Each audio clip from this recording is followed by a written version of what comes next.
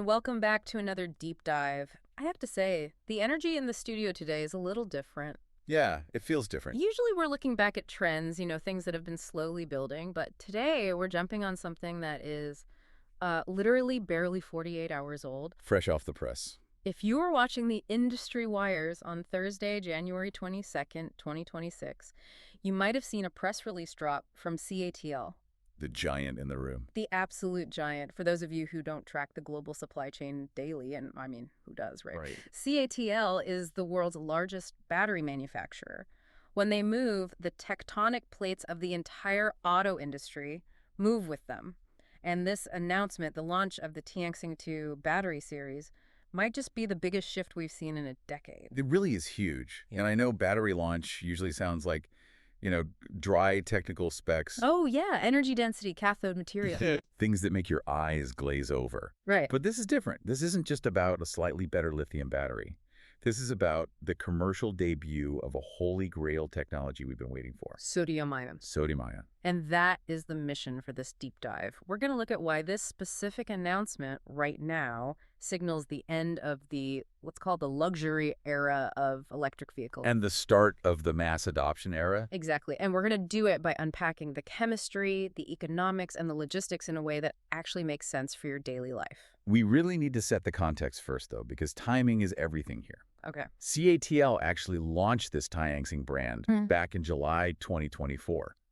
But back then, it was focused on commercial vehicles using, refined lithium tech. It was an evolution, not a revolution. Perfectly put. It was impressive, sure, but evolutionary. The news from Thursday, specifically the Tianxing 2 low-temperature version, is revolutionary. They have effectively cracked the code on mass-producing sodium batteries. And cracked the code implies there was a massive problem to begin with. We've heard about sodium for years. It's salt, it's everywhere. Right. But it's always been stuck in the science project phase. Exactly. It was a science project. Great potential, fantastic on paper, but just technically flawed in the real world. And what CATL announced is that they've solved the flaws. They've solved them, they've scaled the manufacturing, and they're shipping it now. This isn't a roadmap for 2030. It's a product for 2026. So let's get into the first big insight from our research stack. The analysts are calling this the low-cost airline moment for the auto industry. I love that analogy. That's a great one. But I want to make sure we're interpreting it correctly because I don't want my car to feel like a budget flight. It's a perfect comparison, actually. Yeah. Think back to when budget airlines like, say, Southwest or Ryanair really popped up. Okay. They didn't make private jets obsolete. They didn't even kill off first-class cabins on the big carriers. Yeah. But what they did was they democratized flight. They made travel accessible to millions of people who could only afford a bus ticket before. That's it. So sodium isn't here to kill the high-performance Tesla Model S or the luxury Lucid Air. Not at all. Those cars need that super high energy density for, 500-mile ranges and crazy 0 to 60 times. Sodium can't do that. It can't. But what sodium's going to do for the city car and the delivery van is exactly what budget airlines did for the weekend getaway. It just brings the price of entry way, way down to the floor. Let's put a dollar figure on that floor. Right now, looking at the European and global markets, even a so-called cheap EV is pricey. It is. You're struggling to find anything decent under, 22,000 to 25,000 euros? That's a steep entry point for a second family car. Or a small business trying to buy a fleet of delivery vans. A massive capital expenditure. And the promise of the Tianxing 2 sodium tech. We're looking at a slide down to the 15,000 to 18,000 euro range. Wow. And here is the key insight. This price drop is organic. It's not happening because the government is throwing tax credits at it. It's because the raw materials are, they're dirt cheap. Okay, let's drill down into that. Dirt cheap is a strong phrase. Why is the cost difference so dramatic between lithium and sodium? Is it just scarcity? Scarcity is part of it, for sure. Lithium is relatively rare, concentrated in a few places. South America, Australia. Exactly. Sodium is, it's everywhere. It's in the ocean. It's in the Earth's crust.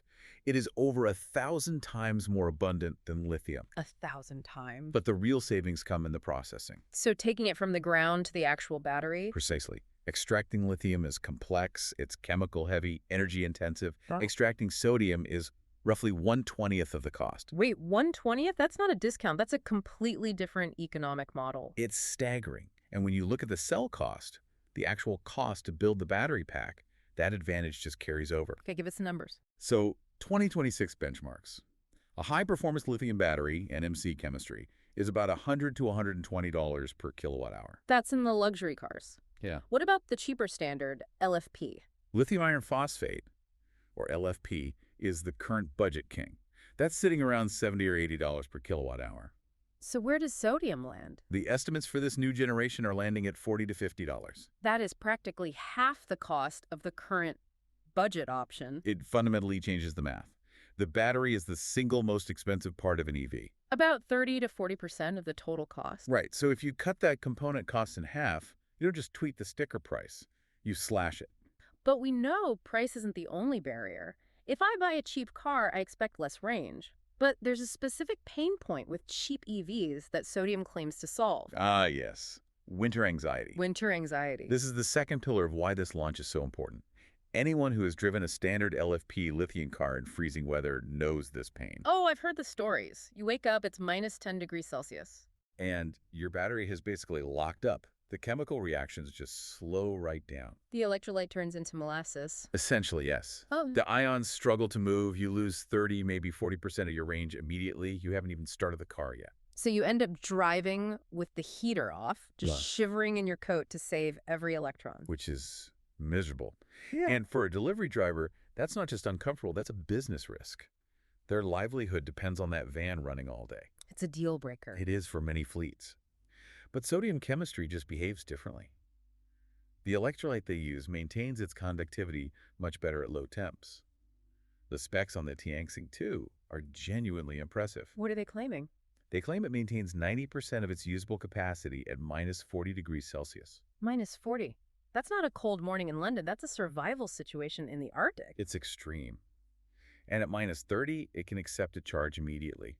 With lithium, if you plug a frozen battery into a fast charger, you can damage it. You get that lithium plating thing, right? Exactly, which ruins the cell. So the car has to waste energy just heating the battery up before it can even start charging. Sodium doesn't care. You plug it in, it charges. There's a hidden economic benefit here too, isn't there? It's not just about the driver being warm. You nailed it. This is an engineering insight. It's about how the car is built. It is. Right now, if I'm building a delivery van for Canada or, say, Norway, I have to install a buffer. A buffer. If I want the customer to have 200 miles of range in winter, I might have to put in a battery that's capable of 300 miles just to account for that loss. So you're overspecing the hardware, which costs more. You're paying for battery capacity you only use as insurance against the cold. With sodium, because the performance curve is so flat, they can install a smaller battery. One that does exactly what it says on the box. Right. No buffer needed. That reduces weight, and again, it reduces the cost. So we have a battery that is half the price, works in the snow, and is incredibly abundant. I have to play the skeptic here. Please do. If sodium is this miraculous, why are we even messing around with lithium at all? Why isn't this in every single vehicle tomorrow? It's the million-dollar question. Yeah. And to answer it, we have to zoom in, like way in, to the atomic level. Okay. We have to talk about the fat ion challenge. The fat ion challenge. That sounds like a 90s rapper. It does. But we were talking atomic radius. In the periodic table, sodium sits right below lithium. They're cousins, chemically. They both want to give up an electron. Right. But sodium is just physically larger. It's a heavier, bulkier atom. Okay. So why does size matter inside a battery? So think about how these batteries work. It's a process called intercalation. I like to imagine a multi-story parking garage. Okay, I'm with you. The anode, the negative side of the battery, is the parking garage. When you charge the battery, you are literally driving the ions into the parking spots. And lithium is a compact car. Lithium is a Mini Cooper. It zips in, Yeah. fits easily into the standard parking spots in the graphite, and zips out, no problem. And sodium is... Sodium is an SUV. It's wide. If you try to jam a big sodium ion into a parking garage designed for compact cars, you're going to scrape the walls. You're going to damage the pillars. You cause structural damage. Exactly. In battery terms, the material swells and cracks. And historically, this was the deal breaker. A sodium battery would just die after a few hundred charges because the parking garage would collapse. So CATL's big announcement this week implies they built a better parking garage. That's the breakthrough. They used a specific type of hard carbon material for the anode and tweaked the cathode structure to accommodate these fat ions without all that mechanical stress. And what does that mean for longevity? The numbers are wild. They're claiming a cycle life of over 10,000 cycles. Hold on, 10,000. Let's put that in context. You charge your phone once a day, that's 365 cycles a year. Right. If you charge your car every single day, a full charge and discharge 10,000 cycles it's over 27 years. That is longer than the car will exist. Much longer. The chassis will rust away, the seats will tear, the motor might wear out before this battery does. It totally flips the narrative. The battery is no longer the consumable part of the EV. It's a permanent fixture. But we still have the density issue. The SUV takes up more space and weighs more than the Mini Cooper. Correct. And that's the physical limit we can't cheat. Yeah. Sodium is just heavier for the amount of energy it carries. The Tianxing 2 has an energy density of 175 watt-hours per kilogram. Give us a benchmark. Is that good? It's excellent for sodium. And it's actually right on par with the LFP lithium batteries we use in standard cars today. But the high-end stuff? The high-end lithium, the stuff in the 500-mile luxury cruisers, that's pushing 250, maybe 300 watt-hours per kilogram. So if you tried to build a 500-mile sports car with sodium? It would weigh as much as a tank. You'd lose all your efficiency just hauling the battery weight around. And that's why the market is going to split. Sodium isn't replacing lithium. No, it's taking over the heavy lifting of the low-end, high-volume market. City cars, microvans, scooters, grid storage.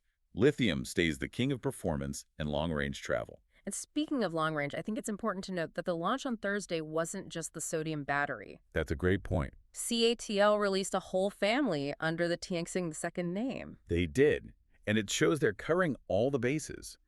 The sodium battery got the headlines because it's new tech, but the lithium versions they launched are absolute beasts.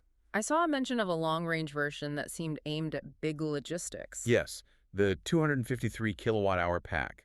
To give you scale, a Tesla Model 3 has about a 60 kilowatt-hour battery. So this is 4 times that size. It's huge. They're quoting an 800-kilometer range for light trucks. 800 kilometers. That's Paris to Berlin, almost. Pretty close. That's the inner-city solution. If you're running logistics between major hubs, you need that range. You can't stop every 200 kilometers to charge a truck. And there was a high-temperature variant, too. Right. We talked about winter anxiety, but heat anxiety is a real thing for batteries, too.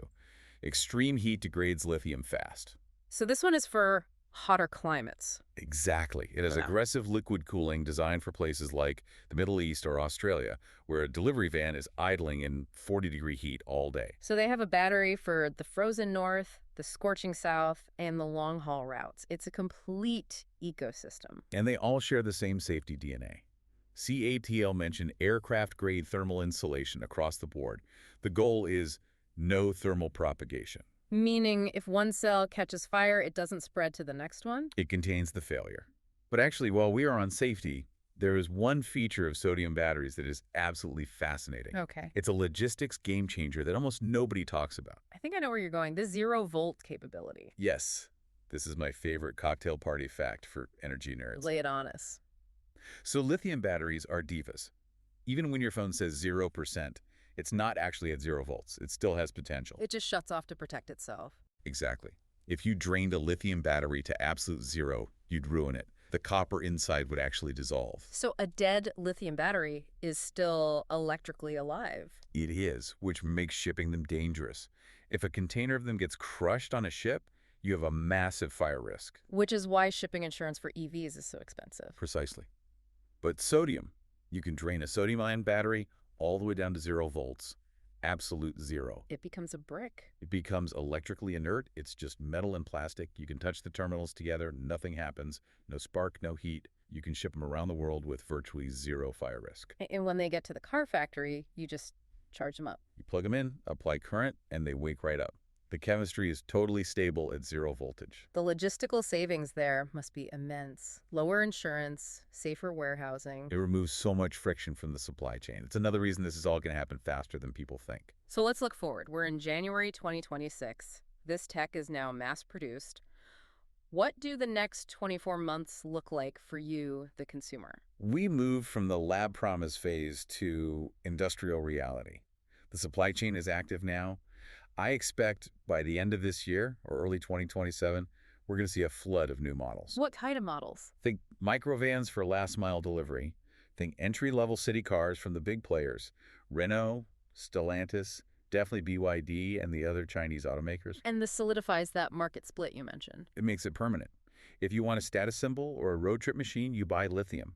If you want a utility tool, a card to get groceries, a van to deliver packages, you buy sodium. It becomes the regular unleaded of the electric world. While lithium becomes premium. It's ironic that the cheap option is actually the more durable one. It is. Usually you pay more for longevity. Here you pay less and you get a battery that lasts 10,000 cycles and works in the freezing cold. It is ironic, and it leads to a disruption that I don't think the market has fully priced in yet. The used car market? The used car market.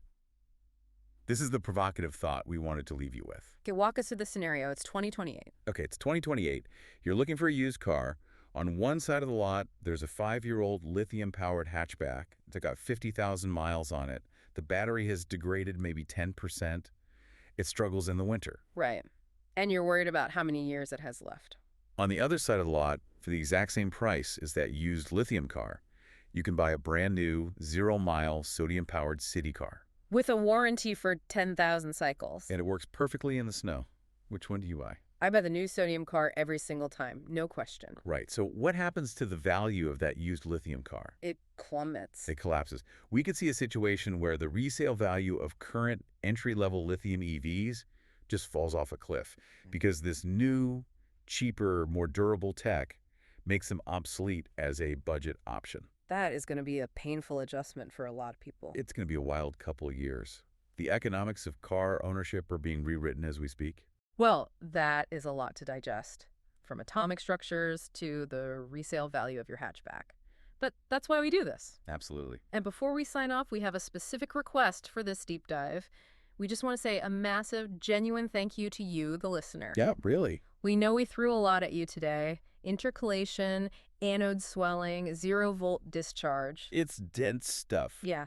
But your curiosity is what drives this show. Whether you're an engineer nodding along, a student taking notes, or just someone who wants to understand how the world works, we really appreciate you spending your time with us. We hope this gave you a new perspective on, well, on salt. I'll definitely look at the salt shaker differently tonight. It's not just seasoning anymore, it's the future of fuel. The future is salty. I love it. Thanks for tuning in to this deep dive on the sodium revolution. We'll catch you on the next one. Goodbye, everyone.